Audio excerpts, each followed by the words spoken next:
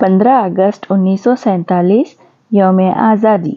हिंदुस्तान में मुख्तलिफ मज़हब के लोग रहते हैं जो अपने अपने त्यौहार मनाते हैं, लेकिन कुछ कौमी सतह के त्यौहार भी हैं जिनको सभी लोग मनाते हैं। वो यौम आज़ादी है।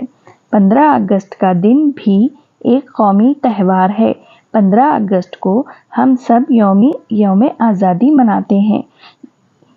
अब हम पढ़ने वाले हैं आज़ादी के मुजाहिदीन के नाम, जो औरतें हमारे आज़ादी में हिस्सा ले चुकी थीं। तो चलिए हम उनके नाम पढ़ते हैं उर्दू में। सबसे पहले रज़िया सुल्ताना,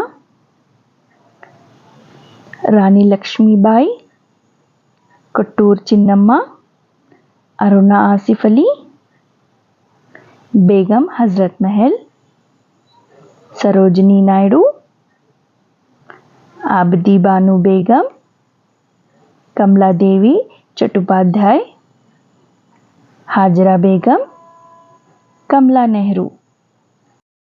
ये हमारे हिंदुस्तान के आज़ादी के मुजाहिदीन औरतों के नाम उर्दू में हैं।